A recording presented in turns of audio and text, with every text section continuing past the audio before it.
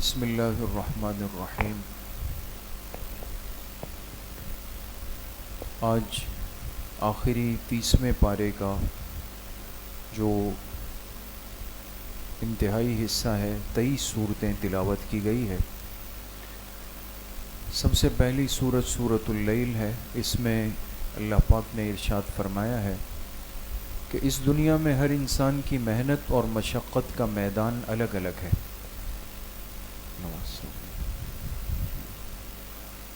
جب محنت کا میدان الگ ہے تو نتیجہ بھی الگ الگ ہوگا۔ ایسا نہیں ہو سکتا کہ ایک بندہ محنت ایک کام کے لیے کرے اور نتیجہ اس کا دوسرا نکلے۔ جس چیز کا بیج ڈالا ہوگا دوستو وہی پھل نکلے گا۔ تو دنیا کی محنت انسان جس انداز سے کرے گا نتیجہ بھی اس کا وہی ہوگا۔ اس کے بعد دو صورتیں ہیں، سورۃ الضحیٰ اور سورۃ الانشراح۔ ان دو صورتوں میں اللہ پاک نے اپنے آخری پیغمبر رحمت کائنات جناب رسول اللہ صلی اللہ علیہ وسلم کی شان، مقام اور رفعت کو بیان فرمایا۔ اور سب سے خوبصورت آیت قرآن کریم کی جو خاتم الانبیاء علیہ الصلاۃ کی تعریف پر ہو سکتی ہے وہ اس صورت میں ہے، وَرَفَعْنَا لَكَ ذِكْرَكَ۔ اے میرے حبیب صلی اللہ علیہ وسلم، ہم نے آپ کے تذکرے کو ہر چیز سے بلند کر دیا، ہر چیز پر آپ کا تذکرہ حاوی۔ اس کے بعد سورہ 3 ہے، اس میں اللہ نے انسان کا مقام ذکر فرمایا، لَقَدْ خَلَقْنَا الْإِنسَانَ فِي أَحْسَنِ تَقْوِيمٍ۔ ہم نے انسان کو سب سے خوبصورت سانچے میں پیدا کیا۔ سانچہ سمجھتے ہیں نا دوستو، تقویم۔ آپ نے دیکھا ہوگا مزدور اینٹیں بناتا ہے تو اینٹ کو شکل دینے کے لیے ایک سانچہ، ایک باکس ہوتا ہے جس میں وہ سیمنٹ بھرتا ہے تو چوکون اینٹ بن جاتی ہے۔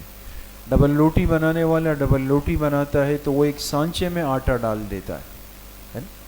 انسان بھی ایک سانچے میں ڈھلا ہے۔ فرمایا سب سے خوبصورت سانچہ جو اللہ کے خزانوں میں بنا ہے وہ انسان کے لیے بنایا گیا۔ اسی لیے انسان کو تمام مخلوقات میں کیا لقب ملا؟ اشرف المخلوقات۔ تو ہمیں اپنے مقام کو پہچاننا چاہیے۔ اس کے بعد سورۃ العلق ہے۔ یہ وہ صورت ہے کہ جس کی ابتدائی 5 آیات سب سے پہلی وحی ہے قرآن کریم کی۔ جب حضور علیہ الصلاۃ والسلام غار حرا تشریف لے جاتے تھے اور آپ کی عمر مبارک 40 سال ہوئی، 6 مہینے آپ نے خلوت میں گزارے، گوشہ نشینی میں۔ پھر آپ فرماتے ہیں حضرت جبرائیل علیہ الصلاۃ والسلام آئے اور مجھے اپنے ساتھ لگا کر بھینچا، دبایا مجھے سینے سے لگا کے۔ اور یہ عمل کتنی مرتبہ فرمایا؟ 3 مرتبہ ہوا۔ اور اس کے بعد پھر سورہ علق کی یہ 5 آیتیں، اقرأ بسم ربک الذی خلق، خلق الانسان من علق، اقرأ وربک الاکرم الذی علم بالقلم، علم الانسان ما لم یعلم، برابر ہے۔ اب بندہ جب نیک عمل اور عبادت اس رات میں کر کے اللہ کو راضی کرے گا، اس کو کتنا اجر ملے گا یہ حساب انسان نہیں لگا سکتا۔ اس کے بعد سورہ بینہ ہے جس میں اللہ پاک نے اخلاص کا تذکرہ فرمایا اور اس کی تعریف فرمائی۔ انسان کے عمل میں وزن اس وقت پیدا ہوتا ہے جب اس میں اخلاص شامل ہو۔ بہت بڑا عمل ہو لیکن اخلاص سے خالی ہو تو اس کی حیثیت نہیں۔ چھوٹا عمل اخلاص کے ساتھ ہو تو قیامت کے دن مومن کے ترازو کو بھر دے گا۔ اخلاص بنیاد ہے۔ پھر 3 صورتیں مسلسل، سورۃ الزلزال، سورۃ العادیات اور سورۃ القارعہ۔ اس میں اللہ پاک نے فرمایا کہ جب قیامت واقع ہوگی تو زمین پر ایک زلزلہ طاری ہو جائے گا، ایک کیفیت آ جائے گی، اور جس کی وجہ سے اس زمین کے اندر کا سب کچھ اگل کے باہر آ جائے گا۔ جو کچھ انسان نے کیا وہ سب کچھ باہر آئے گا اور یہ نظام عالم ہلنے لگ جائے گا، ہر چیز ایک حرکت کے اندر آ جائے گی اور پھر پوری انسانیت میدان محشر کی طرف دوڑتی ہوئی چلی جائے گی۔ اس کے بعد سورہ تکاثر ہے۔ حرص مال کی مذمت فرمائی، الہاکم التکاثر، کثرت مال کی طلب نے تمہیں ہلاکت کے منہ پہ لا کے کھڑا کر دیا۔ انسان میں یہ حرص پیدا ہو جائے کہ میں مال بڑھاؤں، جمع کروں، بڑھاؤں، تو نتیجہ کیا ہے؟ اللہ پاک فرماتے ہیں حتی زرتم المقابر، نتیجہ یہ ہوگا کہ تم اسی کو جمع کرتے کرتے کرتے کرتے بالآخر اپنی قبر کے منہ تک پہنچ جاؤ گے، زندگی کا اختتام ہو جائے گا۔ اس کے بعد سورۃ العصر ہے، اللہ نے زمانے کی قسم کھائی، فرمایا یہ انسان خسارے میں ہے، ہاں جس بندے نے 4 باتوں کا اہتمام کیا، ایمان لایا، نیک اعمال اختیار کیے، آپس میں حق بات کی تلقین کی ایک دوسرے کو، اور ایک دوسرے کو صبر کی ترغیب دی۔ مقصد یہ ہے کہ عقیدہ بھی ہو، اعمال بھی ہو، اخلاق بھی ہو۔ جب بندہ اس زندگی پر آتا ہے تو یہ بندہ زمانوں کے فتنوں سے محفوظ ہو جاتا ہے۔ اس کے بعد سورہ ہمزہ ہے، اس میں اللہ پاک نے 3 چیزوں کی مذمت فرمائی، ناپسند فرمایا۔ ایک وہ شخص جو دوسروں میں عیب ڈھونڈتا ہے، دوسرا جو طعنہ دیتا ہے، تیسرا جو اپنے مال کو بار بار گنتا ہے، بار بار اس کی گنتی کرتا ہے۔ تو کسی کو طعنہ دینا، عیب جوئی کرنا، عیب ڈھونڈنا، اور پھر مال کو بار بار گننا، اس کا حق ادا نہ کرنا، فرمایا ایسے بندے پر پکڑ آئے گی، اس کو آگ کے ستون میں بند کیا جائے گا، آگ اس کے دل تک پہنچ جائے گی، اس کو ہلاک کر دے گی۔ اس کے بعد سورہ فیل ہے، جس میں اللہ پاک نے اس ظالم بادشاہ کا تذکرہ کیا جو خانہ کعبہ کو گرانے آیا تھا لیکن ناکام ہوا۔ اس کی وجہ یہ ہے کہ اللہ پاک اپنے گھروں کی خود حفاظت فرماتے ہیں۔ قیامت تک کے لیے اشارہ دے دیا کہ اگر کوئی میرے بیت اللہ کو یا اس سے جڑی ہوئی مساجد کو گرانے کی یا اس کے لیے بری سوچ رکھے گا، میں اس کے لیے آسمانی نظام چلاؤں گا۔ اس لیے میرے دوستوں بزرگوں، مسجد کا حق مسلمان پر ہوتا ہے۔ مسجد سے ہمیں محبت ہونی چاہیے، نہ کہ ہم مسجد میں فتنے کا ماحول پیدا کریں، انتشار پیدا کریں، وہاں کے ماحول کو خراب کریں۔ مسجد پر تو اہل محلہ کا ایک حق ہے کہ آپ مسجد سے ویسے ہی محبت کریں جیسے انسان اپنی اولاد سے کرتا ہے، اپنے ذاتی گھر سے کرتا ہے۔ اس کے بعد سورہ قریش ہے، اللہ پاک نے فرمایا جو میرے گھر کی خدمت کرتا ہے میں اس کو 2 انعامات دیتا ہوں۔ دیکھیں قریش ایمان نہیں لائے، کافر تھے، ان کے دل میں کفر اور شرک تھا، لیکن اللہ کے گھر کے بیت اللہ کے متولی تھے، نگران تھے۔ تو اللہ پاک نے فرمایا ہم نے ان کے ساتھ 2 انعامات کا معاملہ کیا۔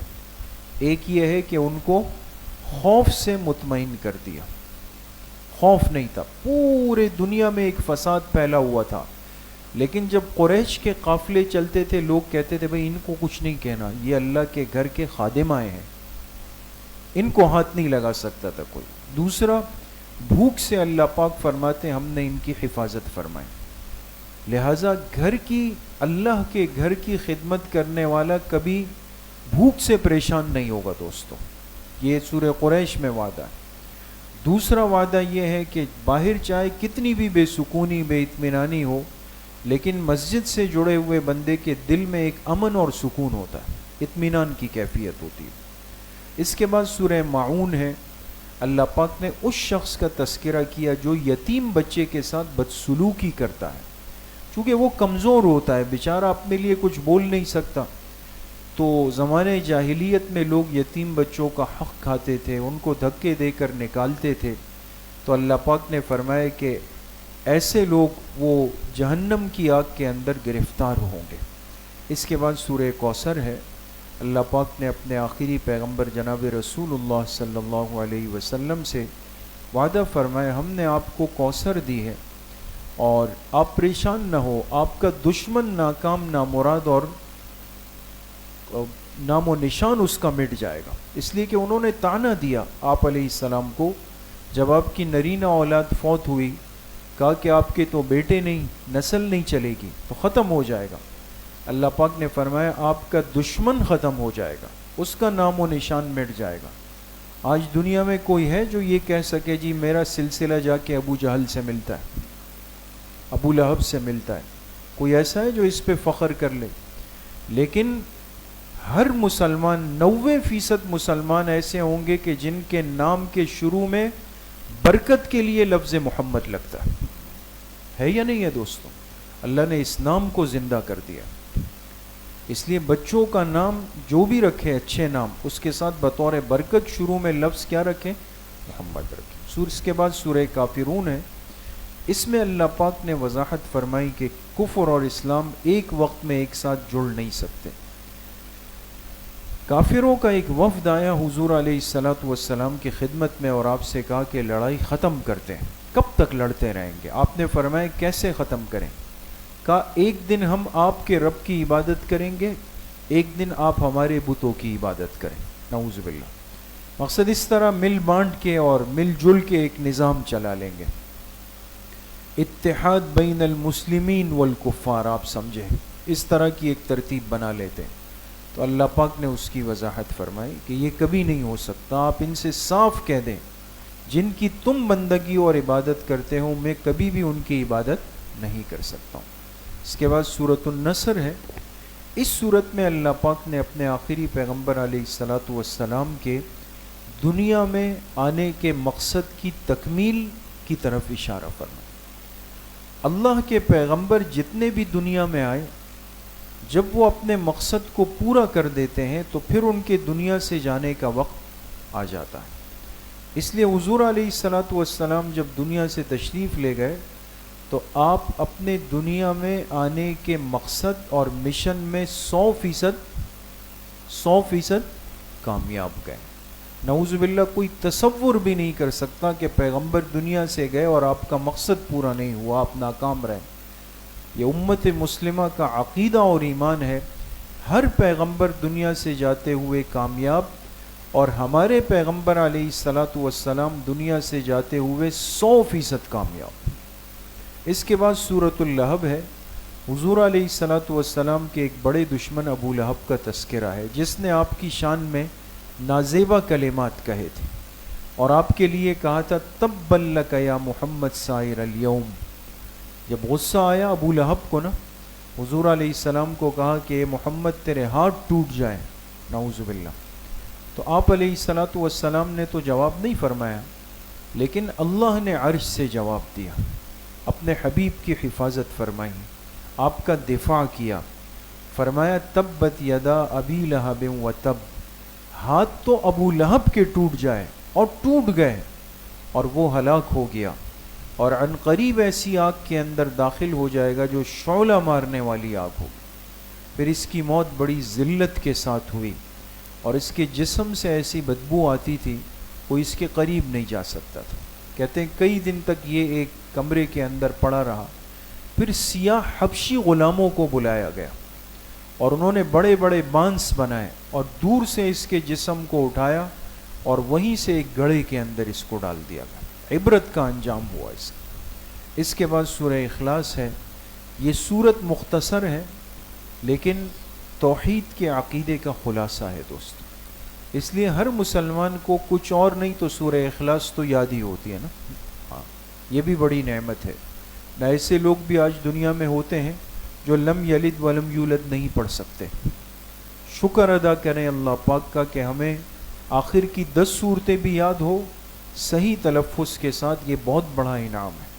اور آج کی رات نیت کریں دوستوں، تکمیل قرآن کی مجلس ہے، انشاءاللہ ابھی ہمارے مخدوم بیان فرمائیں گے.